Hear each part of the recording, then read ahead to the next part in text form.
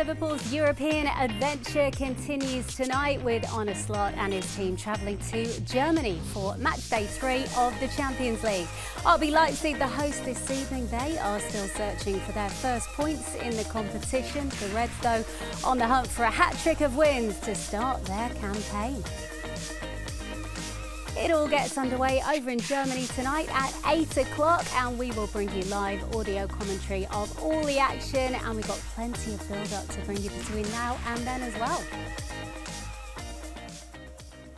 Yeah, welcome along to tonight's Matchday Live. It is a Defenders Union in the studio this evening. Former Reds captain Phil Thompson is here alongside LFC women's centre-back Gemma Bonner. Their thoughts are to come very shortly. First, though, Mark Benstead, the lucky one, over in Germany for us tonight, and he has got the team news for us now. Mark. Evening, Becky. Yeah, this is just the third competitive meeting between these two sides. The previous two took place in this competition in the last 16 in 2021. Liverpool progressed on that occasion. But what was special about those two matches? Well, both took place in Budapest during the height of the COVID restrictions. A very different backdrop, I think it's fair to say, to tonight's game here over in Germany. It's held at the pretty impressive Red Bull Arena, which has a capacity of just shy of 48,000. Of those 48,000, just under 2,300 are tickets allocated for Liverpool supporters tonight. And it's not a bad game to be on, because some of those tickets, the ones for the standing section just over my shoulder, well, they cost just £13.50 each. That's a pretty decent price for some stellar Champions League football. Liverpool, one of just 7 sides to be sat on maximum points after the opening 2 rounds of fixtures in this season's Champions League competition. In contrast, Leipzig, they are yet to get up and running. They're yet to register a point. But don't let that fool you. They are pretty decent. They finished 4th in the Bundesliga last season, their 6th successive top 4 finish, and this season they are only second behind leaders Bayern Munich on goal difference. Liverpool, of course, come into this game on the back of that impressive victory against Chelsea. And Arne Slot makes 3 alterations to his starting lineup from that side that took to the field at Anfield on Sunday. And one of those is enforced. No Diogo Jota. Darwin Núñez leads the line instead. Liverpool's team in 4 then is as follows. Kevin Kelleher makes his first European appearance of the season in goal. Then it's Virgil van Dijk. Ibu Konate, who played 95 times for RB Leipzig back in the day. He's a yellow card away from a 1-match ban in Europe. It's Dominic Szoboszlai as well, who played for both Leipzig and sister club Salzburg. Darwin Núñez, Alexis McAllister, Mohamed Salah, who makes his 69th European appearance. He's now 3rd in the all-time appearance list behind Gerrard and Carragher. Cody Gakpo, Kostas Tsimikas comes in at left-back. It's Ryan Gravenberch and Trent Alexander-Arnold. On the bench, Yaros, Davis, Gomez, Endo, Diaz, Jones, Robertson, Kwanzaa, Morton and Ione. That then is the Liverpool team. Details on Leipzig a little bit later in the programme. Thank you very much indeed. Mark Benstead over in Germany tonight. Let's just refresh you then of that Liverpool team and get the guys' thoughts in the studio on it. 3 changes, Phil, in total. You were maybe surprised not to see Curtis Jones in the starting 11. Yeah, he was the most influential player against Chelsea. Curtis, because he's sort of not played that many games this year, and he'd come into the side, done ever so well, he would have expected to start today, but Arne is his own man when it comes to making the decisions.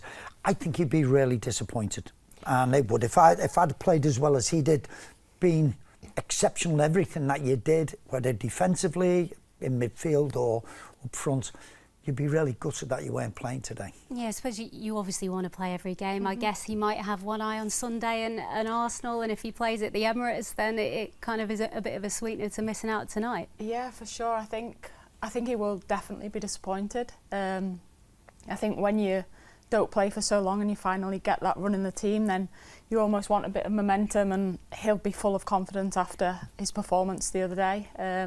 But again, maybe it's in mind with another huge game on Sunday. But I think he probably will play a big part tonight. But I think it shows, Slot doesn't really change too many things. I didn't really expect too many things, but you know that you can keep the freshness within the players that can have that impact on the bench.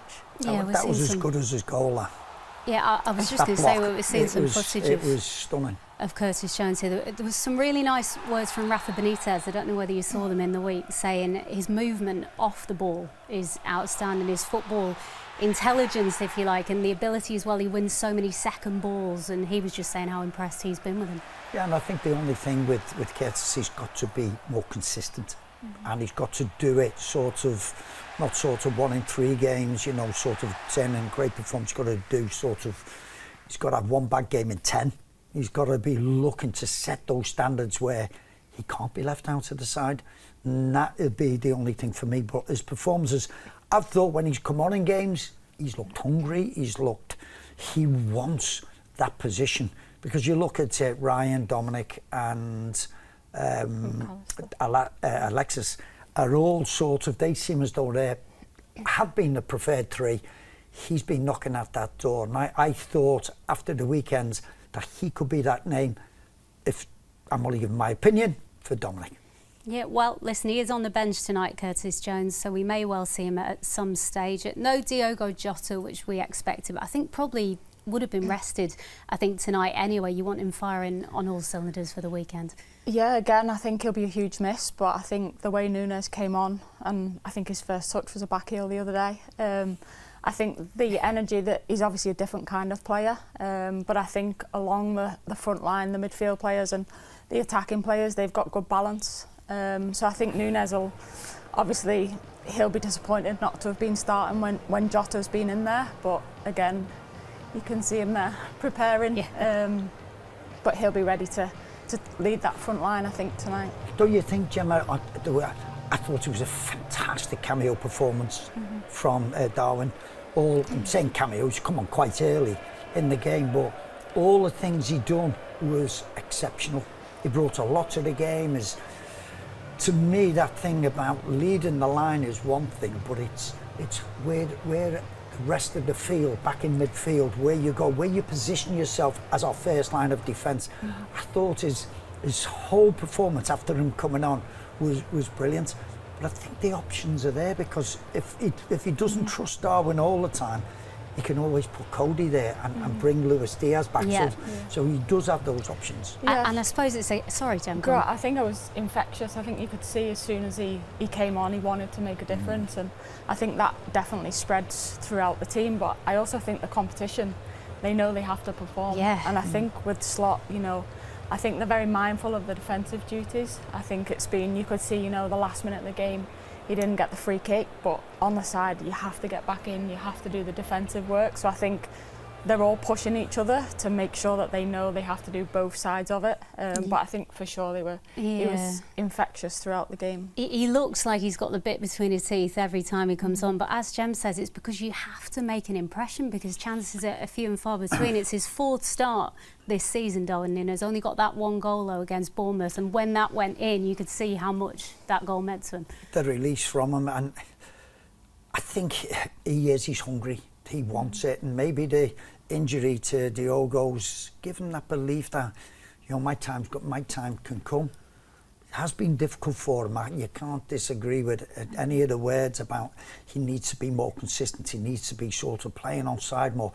You cannot question his enthusiasm and what he brings with that. And a footballer is made up of all kinds of things. And what he brings to the side, how he ignites that passion from the supporters is great. And he's learning.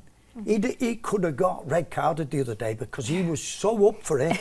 And he come on, but he controlled himself. Yes, he got a yellow card, but he controlled himself. But I think his passion endears him so much to this Liverpool fan base. There is no one, I think, more than Darwin Nunes that they want to see do well for this team. Oh, for sure. I think even, you know, he doesn't have to touch the ball. I think the crowd are cheering his name. But you can see when he makes a real effort, I think, you know, the fans really appreciate that, and they want to see people playing with passion and playing for the shirt. I think he epitomises that for sure, and you can see him kind of pumping up the crowd as well. If the ball goes out, come on, getting them going. There's nobody who divides opinion in the Liverpool fan base than Darwin.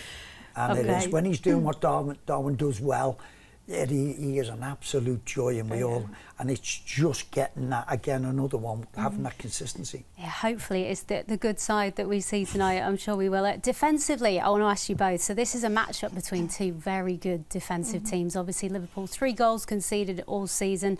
Leipzig only conceded twice in the Bundesliga this season. So in terms of Liverpool, the back line just seems to have a little bit more steel about it this season. Jen, what have you been impressed with, and what kind of tweaks have you noticed? I think, I mean, from what I've seen, they're a lot more maybe measured in their approach in terms of how they're attacking, their use of the ball. I think we all know they were probably vulnerable on the counter-attacks last season because of the way they pushed the fullbacks forward. So I think they always want to be, they're attacking and they want to go forward, but I think there's always that what if as a back line, and they need to be secure that if the ball breaks, the second ball, they're straight on it to sustain the attack. So I think that's probably for me the big difference, and they always try and have one up, and they're a little bit more measured and controlled in terms of the shape behind the ball when they have possession. I think they're defending about 5 yards deeper than what they did under Jürgen. I'd like to see the stats on offsides. Sort of, I think there would have been a lot more last season because we were a little bit higher up. And from listening to sort of Arne, the early part, he said they have been working on this because we conceded, not just conceding goals last year, it was chances. Alisson was overworked a lot of the time last year. I don't think he's been worked as much this time round, and I think that tells you a little bit more, I think, that we defended just a little bit deeper. Okay, thanks both. We are going to hear from the boss now. Arne Slot spoke to the media after flying over to Germany yesterday afternoon. You mentioned those issues piling up and the fixtures keep coming and coming. Is that put a bit of importance to go and get another positive result tomorrow night with all these games coming, that you can get your qualification done as soon as possible in this group stage? I never think it's a good idea to lose a game. So no matter where you are in the season, it's always better to get the best possible result. And that's also what we're trying to bring in tomorrow. We look at it game by game, and we try to bring out the best possible team for tomorrow for the competition we face with Leipzig. We're doing really well in the Bundesliga, had the difficulty of playing two very difficult teams in the Champions League. That's the difficult thing of this format, that after 2 games you can have a league table that doesn't tell the whole story, because you can face teams from Group 4 or you can face the difficult ones in the beginning, and that's what they had. Very good team, and yes, the fixture list is tough, but what would you expect if you play Champions League and Premier League? The fixture list then is tough, and that's what we like, that's what we want. So we have to deal with it, and we like to deal with that. Arne, you mentioned the single league concept. Have you got your head around it now? And what do you think? The concept of this Champions League, I got my head around it, but I don't think you can have a fair opinion yet, because we're only 2 games into the Champions League now. If you would say to me, okay, tell me what you think about it, because I want to have an answer, I would tell you, okay, I like it, but that has only to do with us having 6 points out of 2 games. That has nothing to do with the format. So we have to wait and see what the end result of this format is, and you can only judge that after the group stage is done, and then see if me or you or the fans like this new format. A great start, and the threshold, the standard you've set is so high, but what is it particularly you're looking for more? Because you can tell that you're still looking for more and more. Is there anything particularly that you're looking for from the team? Because you're top of the league, you're winning all these games. Yeah, you can't ask for much more when it comes to results, but when it comes to what we want, there's always room for improvement. I don't think we outplayed Chelsea. We certainly didn't. I think they were more dominant than us with the ball. So in an ideal world, I would have seen us dominating the complete game like we did so many other games. We're not there yet, but the good thing about this team and about our result was that if you face a team like Chelsea or Man United, because we had difficult moments in the United game as well, that you see a team that's fighting for every every centimetre, every metre, fighting for every moment that can be decisive in the game, and that's what we showed. But I'm hoping that in the future, hopefully in the near future, we play a difficult game like the Milan game or the United game, that we are more dominant than we were against Chelsea. But probably that says a lot about Chelsea as well, because I said it before the game and I said it after the game, and I can say it one more time.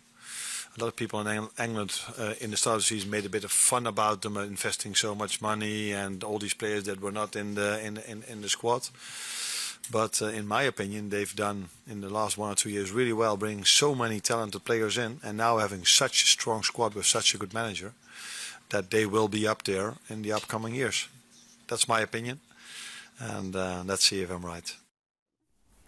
Yeah, Chelsea, I think, without doubt, the toughest test that he has faced so far. I mean, it was one that they passed, maybe not with flying colours, though, but a lot of grit and determination about that performance. Yeah, I don't think we were ever going to this was going to be really difficult. Why it was such a good result, I think, was this Chelsea have shown this season there's something different about them. You know, you look at, people call them a basket case and how they've, but you look, there was a togetherness about this team, there's a structure about this team that we haven't. See us beating them 4-1 last year, they just capitulated. But there's a bit of steel about them. Yeah. They go behind, but they were always in this game. And that was, to me, that's what made this such a good result for us. They had their spells, we had our spells, probably more than what they did, but we should do, because we're at Anfield. And I think this was absolutely a terrific win, and I thought it was a terrific performance. Chelsea will take a lot of points off other teams. Yeah, I mean, I think when you look at the stats post-match, you know, I mean, you'd almost be forgiven if you didn't overthinking that Chelsea were the home side. You don't see many teams come to Anfield and have that much possession. No, I think the big thing, obviously, they got the result. I think, again, if you look at the stats, it wasn't necessarily what Liverpool would have wanted, especially being at Anfield. But I think the fact that they've showed a different type of fight, the determination, and I think one thing that was common in the post-game was they all spoke about the hard work, the dirty side of the game, and they know that when they play against these big teams, they have to do that first before they can even think about the end result. And I think that was probably evident. I think there were some fantastic parts of the game from both sides, but yeah, I think although they're not there, they still want the improvement. I think it was a huge win. You look at it, and you go on about stats, and I was looking at the stats throughout the game, and I'm looking on my phone and going, you're seeing, you're thinking, well, why Chelsea having all this? And it's the nature of the game now, is keep the ball at the back. There's so much possession, negative possession, and that goes for ourselves. I'm not just saying it's Chelsea, but Chelsea more than anything, they had the ball so much at the back without really going anywhere. The shots, I think they had one on target. You have to look a little bit deeper into stats sometimes. A lot of their shots were high, wide and handsome, and I think there was one shot on target, whereas I think we had about 5 on target. Yeah. That makes it a little bit more, that says that we were more decisive in the penalty box. It does indeed. Stats are always slightly skewed, aren't they? They can always especially be when it's in our favour. Exactly. I mean, just in terms of this period as a whole, obviously the boss, we heard from him before, but he's always been very keen, Jem, to play down the start a little bit and say, listen, judge us when we played some real teams. And this period has always been the one where people have gone, right, okay, let's see what you've got then. And so far, so good after Sunday. Yeah, but I think he's also very real. He knows that it's a tough period coming up. He won't want to get too ahead, but I think, you know, he alluded to it, the fact that you want to be playing in the Premier League games, you want to be playing in the Champions League games, so it's part of it, and the fixture list is coming up thick and fast. You're going to be playing top teams every few days, and I think for him, he said that's the biggest challenge, but I think the squad, you know, he doesn't really like to rotate it. We've seen tonight only a few changes. I think he probably knows this next couple of weeks will be the real test, but I think he'll be quietly happy with how they've started. I think for him to come in, I guess it's been the dream start, I guess, for him in terms of the results and some of the performances in such a short space of time. Yeah, do you see this as a bit of an acid test, if you like? Because even tonight's game, I think when they came out of the draw, you don't think it's maybe too tricky a fixture, but then when you look at the start they've had in the Bundesliga, obviously unbeaten, and suddenly it looks a lot harder, I think, than maybe it did at the time of the draw. Totally agree, Becky. Or should I say the common ones? 100%. That's the one. 100%. That's the buzzword at the moment. It is, because you look at sort of all the games that are coming up. RB Leipzig, you look at it when the fixtures came out, you said, well, that'll be an easy. In between all these difficult games, they've had a great start, and I think they're on a run of about 17 unbeaten going on to last season. So these are no mugs. These are proven this season that they're a hell of a team. But yes, we have had it quite easy, if you want. But the Man United game, it's Old Trafford for Liverpool going there is massive. I don't care what people say now. And the Chelsea one was a big one. But there's big ones to come. So we just have to handle this. I'd rather be going into this run full of confidence than those easy games when you've drawn quite a few and you've been beaten twice or 3 times and you've drawn a couple. I'd rather be in our position. It's momentum, isn't it? You've got to take good momentum to the Emirates of all places. 100%. Yeah, I think. Thank you. Yeah, I mean, he even said he wants to win. You know, losing doesn't do good for anyone. I think you can see his mentality, and if he has that mentality, no matter what game, I think it breeds confidence, it breeds momentum. The players want to be playing. The players, as a player, you want to be on the pitch. You don't want to be on the training pitch. You want to be out playing as many minutes as you can. And I think as long as you're winning, you're enjoying it. And you want to keep on playing, you want to keep on winning. Hopefully we keep on winning tonight. We are about to leave our viewers over on social media. If you are not a subscriber to LFC TV, then you can find details of how to sign up online right now at liverpoolfc.com/watch. Build up continues after this break. Interviews with Dominic Szoboszlai, Cody Gakpo and Ronnie Whelan are on their way before kick-off. That is at 8 o'clock, and we will have live audio commentary. Tomo is heading into the commentary booth to join Steve Hunter for that one. And at 10 o'clock, Gary Gillespie will join Jem here in the studio to reflect on the game. That post-match show actually now also available to listen to in the reaction later on the club's official podcast platform, and you can watch the full game on LFC TV as well from midnight tonight. When we come back though, we are going to continue our build-up to Liverpool's trip to take on RB Leipzig tonight. Up next, we turn our attention to the hosts. We're back very soon.